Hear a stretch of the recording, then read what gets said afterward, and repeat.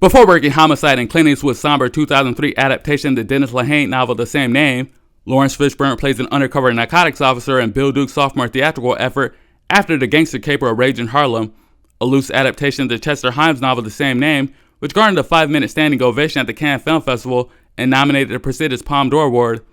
After a versatile acting career ranging from a militant Muslim in car wash to a gay pimp and American gigolo, Duke went behind the camera after being typecast as police officers and directed television like Falcon Crest, Dallas, Cagney and Lacey, Hill Street Blues, and Knots Landing, among others, including 3 made-for-TV movies on American Playhouse, like The Meeting, a fictional encounter between civil rights icons MLK and Malcolm X, A Raisin in the Sun, an adaptation of Lorraine Hansberry's Tony Award-nominated play, and The Killing Floor, a story about poor black labor workers in the years leading to the Chicago race riot in 1919, which won Duke a special jury prize at the Sundance Film Festival, along with a grand jury prize nomination. Jewish scribes with story and screenplay credits Michael Tolkin and Henry Bean previously won acclaim for their work, with Tolkin garnering Best Screenplay and Best First Feature nods at the Film Independent Spirit Awards for his 1991 religious debut, The Rapture. In the following year, he adapted The Player, based on his own novel, and would score an Oscar nod for the cynical Hollywood satire directed by Robert Altman. Bean, on the other hand, won a PEN Center USA Award for First Fiction for his 1983 novel False Match, and held by Siskel and Ebert for writing Internal Affairs, the intense 1990 Mike Figgis thriller starring Richard Gere as a corrupt cop. But the greatest inspiration for Deep Cover is based on the nonfiction New York Times bestseller of the same name by Michael Levine, a former DEA agent 60 Minutes called America's Top Undercover Cop, who exposed the failed Reagan-era war on drugs. So the film opens in on a Los Angeles crack house with the funky New Jack Swing sound of Love or Lust booms by the late First Lady of Death Row Records, Jewell.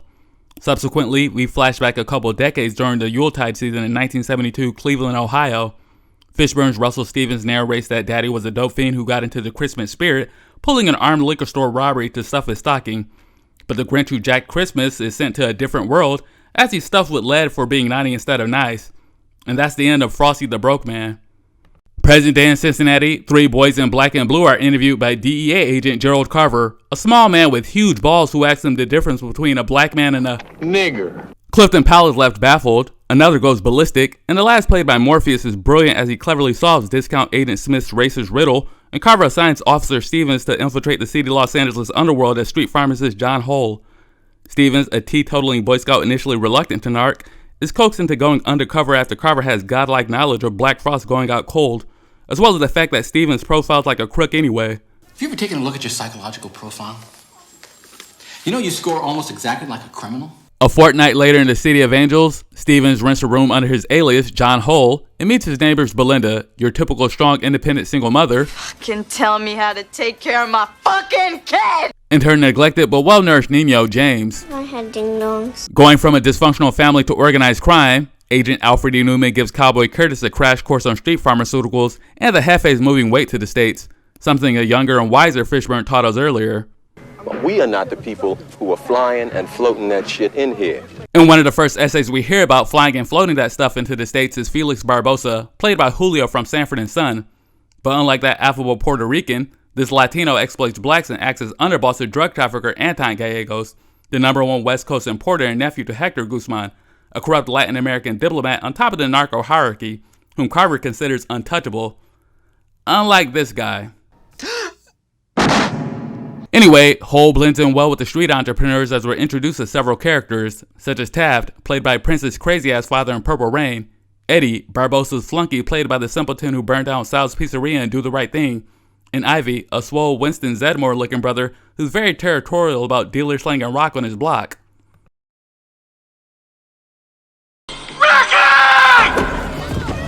After ghost busting a cap in his ass, the gangster and his vanilla dream flee the scene as someone pays their respects by relieving him of his earthly possessions.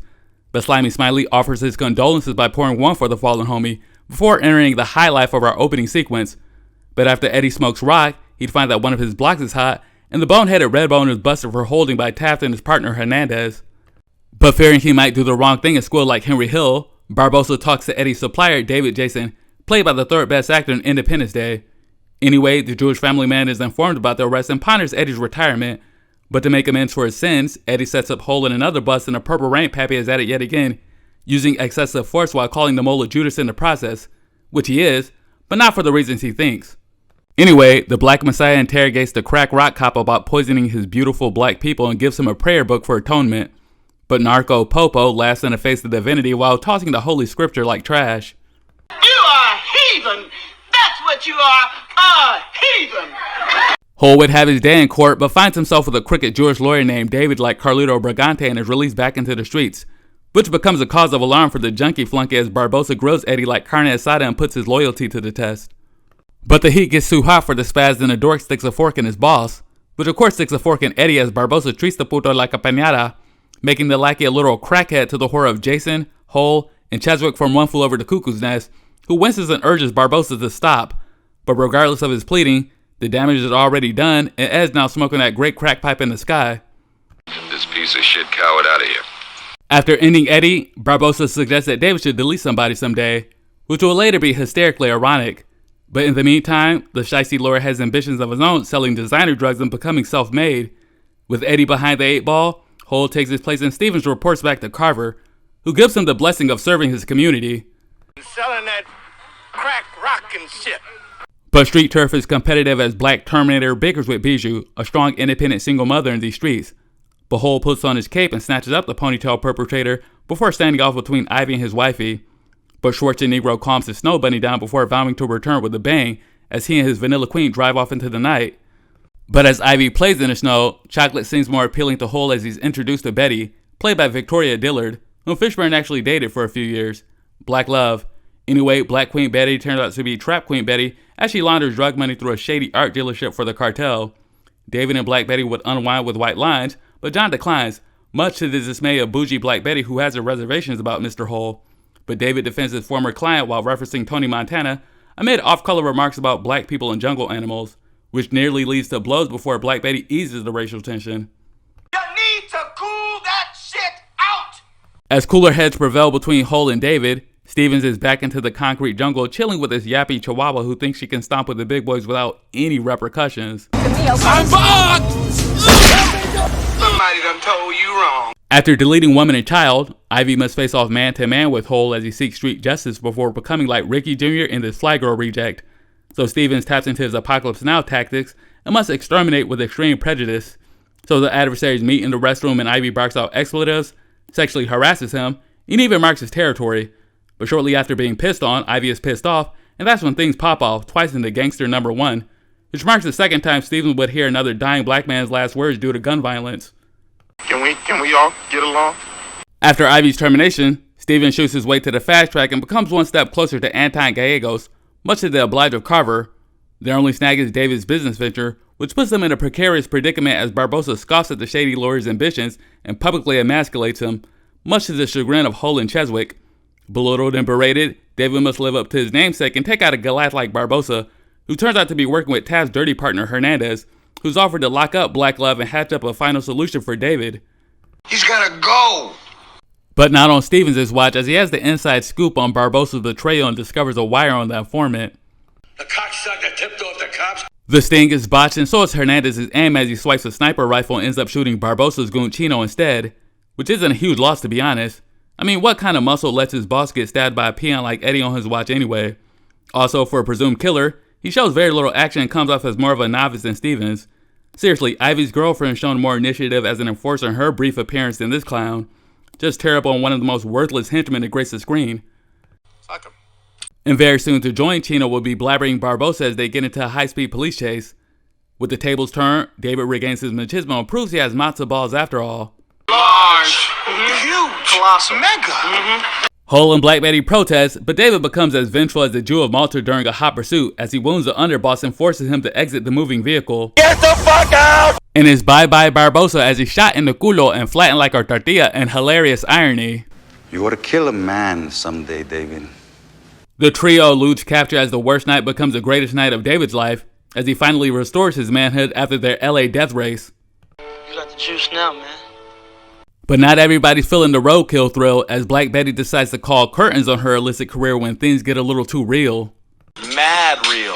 No longer a team player, Pac Shakur plans on booking her first-class tickets to the resurrection, much to Stevens' dismay, who threatens to cancel Hanukkah on Dr. Dreidel. I'll fucking kill you, David. But the two agree to disagree as Stevens swoops in on Black Betty's safety, where it's apparent she can take care of herself, but not when it comes to matters of the heart as the black lovers spend the night over white lies and white lines. Soon, their romance turns into a three-way as another man tags in on their melanin magic, who happens to be a minion of Anton Gallegos, a much more competent underling in only a matter of seconds than all of Chino's screen time. Anyway, the boys will meet the #1 West Coast importer at the foreboding setting of a graveyard, where they must pay Barbossa's debt of $1.8 million in 72 hours. Stevens should be dead like the ghost of Christmas trash, but Anton Gallegos has something else in store for Mr. Hull. I could be a friend to you. And it's jewelry over family jewels. But that's not the worst of his luck, as Stevens interfered with a local police matter involving Barbossa, an infraction forewarned by Carver that calls for immediate suspension at gunpoint. The undercover cop begins to acquiesce to his pint-sized Princeton grad superior, but then he pulls a maneuver from the Matrix and gets red-pilled on how the American justice system really works. Do you remember the uncle? Remember the uncle Hector Guzman? Well, things have changed. We like him now. We want him to run for president down there someday. Ah! With his blue-pilled ideal shattered, Stevens calls it quits and walks away from the man with a drink in his hand. It's not that simple, John. Stevens would tune in, turn on, and drop out just like his jaded, bitter old man, a promise he pledged not to do like jolly old St. Prick, who also turned out to be a homicidal crook in the end. Living on borrowed time like Eddie, Ivy, and Barbossa, Cheswick informs Stevens and David that Gallegos' 1.8 million figure is a sham and that he plans on canceling Kwanzaa and Passover forever. So the homeboy and the Hebrew arrange a meeting at the Película to pay the Don his dinero. Short by about 700 racks, their debt is increased by a cool $1 million with interest and expenses. Gallegos seemingly has leverage over them, but a concealed weapon evens the score as it's another 187 by the undercover cop. So it's adios Gallegos, and the next man on the ladder is Theo Guzman, the powerful Latin diplomat and presidential hopeful who fishes with Pappy Bush. This will not stand, this aggression against Kuwait. But before they go after Senor Guzman, they go into seclusion with Stevens returning to the hotel and checking up on James, where he learns independent single mom Belinda died of a drug overdose. Say no to drugs and say yes to life. A death that's on Hull's hands according to Tales from the Good over here. But the sinners walk through the valley of the shadow of death as they arrange a lucrative drug deal with Guzman at the docks like they're out of the usual suspects. The transaction is a success as David sells his synthetic product, which goes on without a hitch with the exception of Jesus H. Vice snooping around. Taj crashes the Fiesta and tries asserting some authority with the narcos, but really has as much power as a crossing guard. Bye, have a beautiful time. They walk away scot-free, but Lieutenant God Squad still thinks he can maintain order 2 against 1. This leads to a standoff between Taft and Hull, but David prevents any possible black-on-black violence. And then one day on the street, they forgot where they were, and now they're dead. As Taft bleeds out worse than white Jesus without a disciple in sight or the armor of God to protect him, Stevens tries consoling the Christian cop with false hope and eventually reveals he's black and blue like him, which plays out like an inverted version of Reservoir Dogs. But like in Quentin Tarantino's debut, David sends him to the man upstairs like Mr. White, with the latter swiftly getting his just desserts. I'll fucking kill you, David. Also worth mentioning is Taft's dirty partner Hernandez being snuffed out off-screen after coming at King David and missing. And a vice cop was subsequently murdered. Which might explain why Taft went solo on his drug bust. But after all the skullduggery, Stevens is tasked into testifying before a judicial committee about his investigation. But before he confesses to all the lurid details, he must play ball with Carver or else his girlfriend will face lengthy retribution. Stevens follows orders as he speaks glowingly of the DEA like a useful idiot, but in a twist he uncovers corruption by none other than Gopher, which is his character's name by the way, that literally means a type of personal assistant. Go for it, get it? Anyway, everyone in court is appalled by the shocking truth, especially Uncle Remus over here, and Stevens exits with his integrity intact, his beloved black beauty Betty by his side, and $11 million in loot while sticking it to the man, which is how every disgruntled black man should leave their job.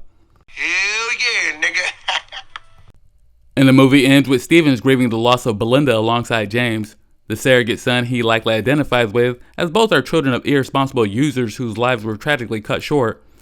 He ponders what to do with the millions in blood money as he places literal blood money at an addict's gravestone, a familiar scene we've seen from the very beginning. And that's it. It's over. This new line cinema release grossed $16.6 million in a year that produced other hood films like Juice and South Central, 2 movies that had a larger cultural impact that had to be spoofed in the 1996 Wayans Bros parody, Don't Be a Menace to South Central While Drinking Your Juice in the Hood. Other significant hood movies released a year earlier would be Mario Van Peebles' New Jack City, the highest grossing independent film of 1991, and John Singleton's Boys in the Hood, the most financially successful film of 1991 in terms of investment, with a gross of $56.1 million on a $6.5 million budget. But if anything, this film falls more in line with New Jack City as it deals with undercover cops and drug kingpins in a crack epidemic era of the 1980s and early 1990s. However, Deep Cover goes for a more nuanced and cynical approach, attacking the status quo opposed to a formulaic but entertaining tale of good versus evil, with the latter ultimately vanquished by the end. It's rather safe and predictable, whereas this has Fishburne as more of an anti-hero among seedy characters from lawyers to diplomats. And it's an engaging thriller with stellar performances from Fishburne as the ambivalent amoral cop and a Best Male Lead Independent Spirit Award nominated performance. Jeff Goldblum, usually an eccentric but endearing nebbish in beloved films like The Fly and Jurassic Park, goes against type as a scumbag who pushes, uses, cheats, kills, and ultimately becomes rotten with power. The quirks and idiosyncrasies are there, but it's phenomenal watching his unscrupulous character unfold from a sleazy Saul Goodman type to abject megalomania, the likes of Tony Montana, whom he quotes earlier in the film. A man has two things in this world, his word and his balls. Or is that three things? And all of the other actors are solid and very memorable in their roles, even those in smaller parts. James T. Morris as Ivy captivates as the Terminator quoting drive-by shooting savage, who dies in a dignified manner like Spoon in Dog Soldiers or Sergeant Barnes in Platoon, without resorting to the sniveling coward route we've seen many times before. Kamala Lopez as Belinda's harrowing in her appearance as a damaged, deadbeat mother, whose performance is just as terrific as Ashley Judd's brief portrayal of an addict in Wang Wang Smoke. Charles Martin Smith, Clarence Williams III, Gregory Sierra, Roger Guenver Smith, and Glenn Turman give deft performances in their respective roles, while Victoria Diller, Lyra Angel, Sidney Lastic, Julia Oscar Machosa, Renee Asa, and Arthur Mendoza are fine in their parts as well. Out of the three thrillers Henry being penned, Deep Cover is likely his best screenplay, while the Razzie-winning Basic Instinct 2 is his worst. As for Michael Tolkin, this is probably his best crime story next to the gripping 2018 Ben Stiller directed miniseries Escape at Dannemora, the DGA-winning true story about the 2015 Clinton Correctional Facility escape of Richard Matt and David Sweat, respectively played by Oscar-winner Benicio del Toro and Paul Dano, alongside an award-winning role by Patricia Arquette as female prison worker Joyce Tilly Mitchell, who aided them. As for Duke, this is his most revered film as director next to his award-winning made-for-TV movie, The Killing Floor, which boasts a 100% audience score on Rotten Tomatoes at the time of this recording. But in spite of all this praise, the movie isn't without its flaws. My only nitpick here is the lack of blood or any visible wound after Steven shoots Gallegos. It looks more like he died of shock than a gunshot, and the scene just comes off as cheap, especially for an integral character in the story. All of the other characters met their demise in bloodshed, but Gallegos somehow ends up like he just dropped dead of a massive heart attack. But overall, the movie has its redeeming qualities. For example, my favorite scene is Barbossa's last joyride.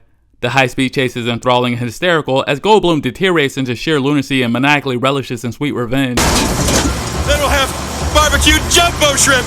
You motherfucker! Get back in the fucking car, David! A close second is Bijou instantly getting humbled after her hubris. I ain't afraid of no motherfucking nigga. He can't do shit to me, okay? I'm fucked! As for my favorite line, it'd have to be this. I'm a cop pretending to be a drug dealer. I ain't nothing but a drug dealer pretending to be a cop. Which encapsulates the paradoxical and corrupt war on drugs that Furious Styles mentioned, and also brilliantly captured in the John Singleton executive-produced FX show Snowfall, which is loosely based on a real freeway Rick Ross, a former drug kingpin in 1980s Los Angeles. But altogether, I recommend watching this crime gem, especially if you're into films like the aforementioned New Jack City, Steven Soderbergh's Oscar-winning Traffic, and Johnny Toe's Drug War, 3 films revolving around the complex and intricate crackdown on the drug trade. Well, that about does it for me.